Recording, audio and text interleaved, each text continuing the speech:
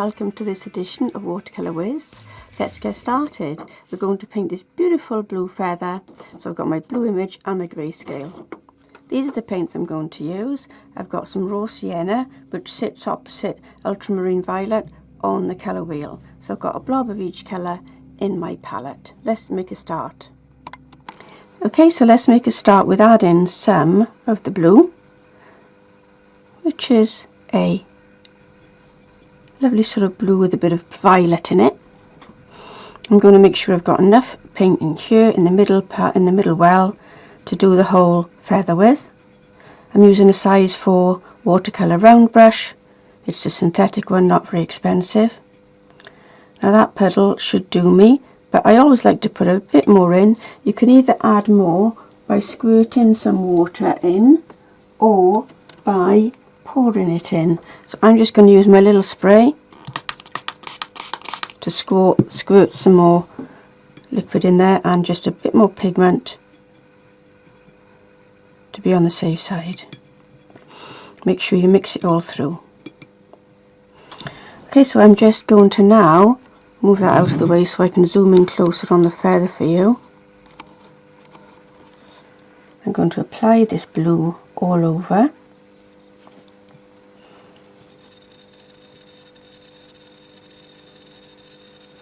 And while I'm applying this, if you'd like to join me in my quiet seasonal artist sanctuary, there's a link in the description below. And when you click that link, you'll get this lovely 5-page digital studio reset that you can download. Gives you loads of tips on how to regroup if you're feeling scattered or stuck. Small projects there to get you back into your watercolour practice. So I'm applying the blue now, generously because I want it to stay moist for a while, and so I'm putting a lot of, liquid on the feather.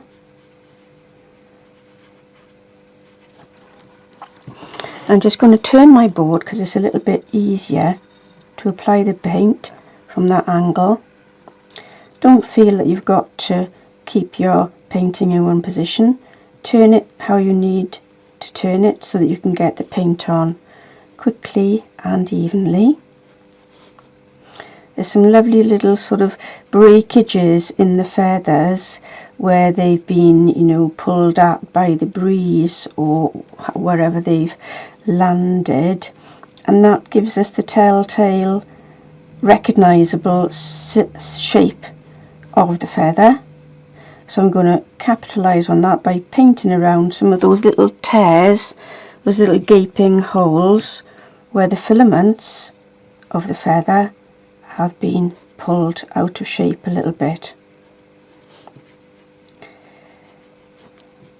So again, whenever I'm picking up paint, I'm swooshing it round on the palette, on the well of the palette, because the paint can sink down to there.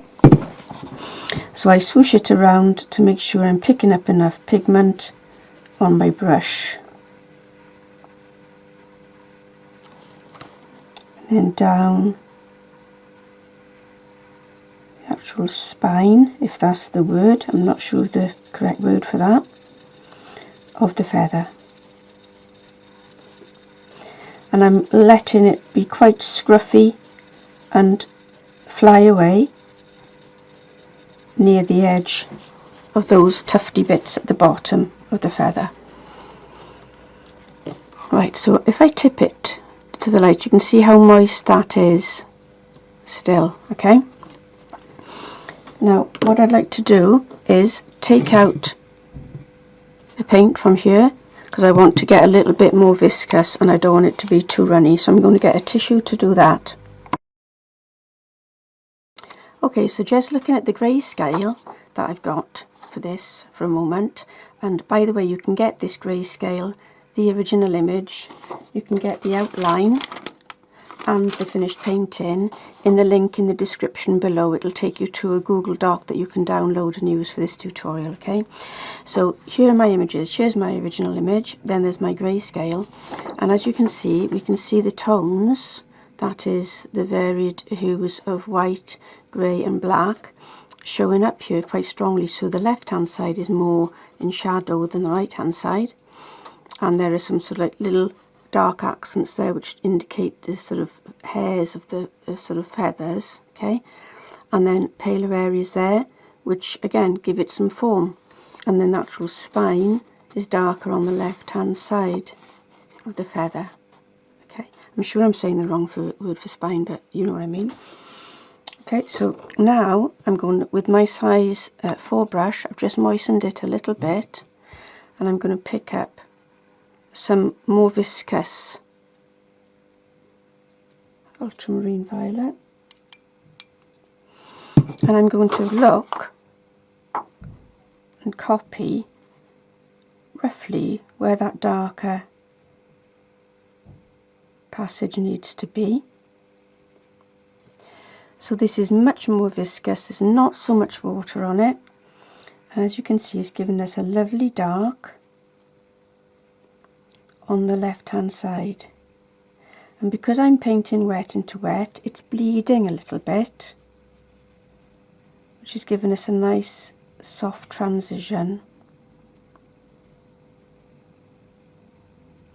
Don't worry if it bleeds somewhere you don't want it, because I'll show you how to lift that colour out now.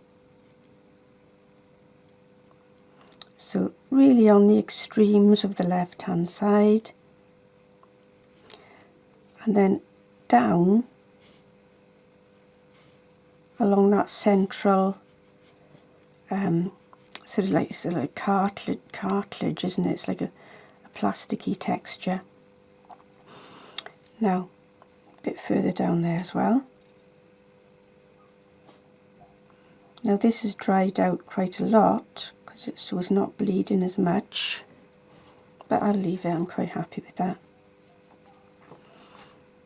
Okay, now, so with a thin flat brush, not a clumpy brush, a slimline one like that, you can use acrylic brushes or watercolour brushes, that's fine, as long as they're quite slim and come to a nice chisel tip. I'm now going to lift out the white highlight, as you can see, on the spine of that feather.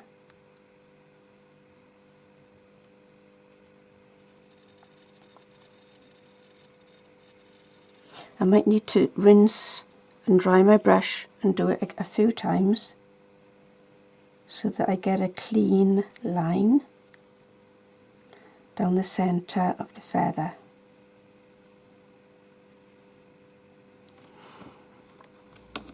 And do it again because the paint is still moist in places, and so it'll seep back in. You have to do it again.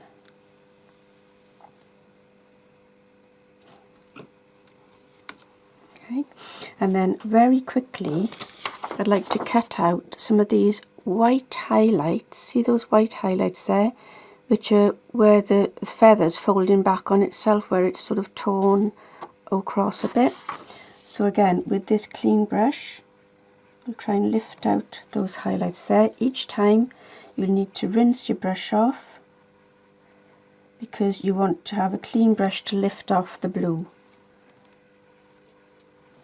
Let me zoom in a bit closer for you to see that.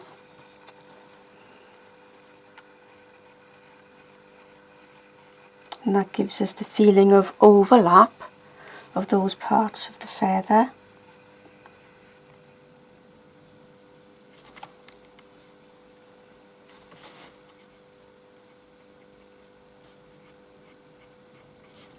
I'm just going to use a bit of artistic license and pull a highlight down there as well.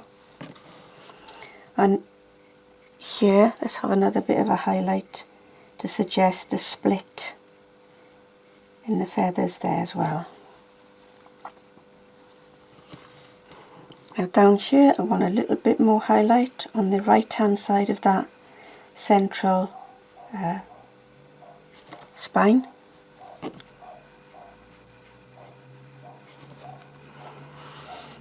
And then we can start to just do a little bit of final detailing by cutting out some fine lines in the dark side. We don't want to lose all the dark, but see those little fine lines? Just add a bit more texture. And just do them in little batches of 3. Rinse my brush, wipe my brush. Let's take some from the outside right into the spine. Some bigger ones. And then finally, back with my size 4 brush, I'm going to pick up a little bit more of the strong pigment, which is straight out of the tube. Moisten it slightly with what's left in the middle, and then go in for some dry brush, darker accents.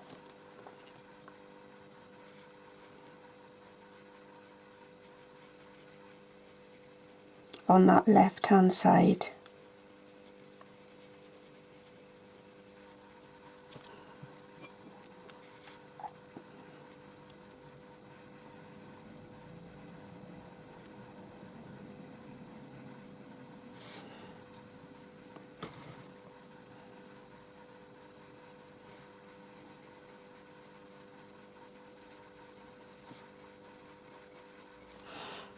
And finally, again, just pop in some shadow on the left hand side of that central spine.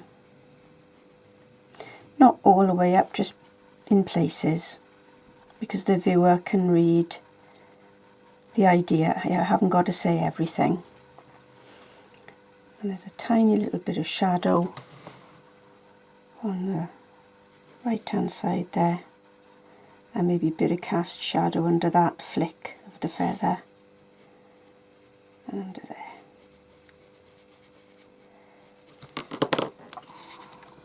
Okay, and there's our blue feather. So you can do this again in any colour choice you like.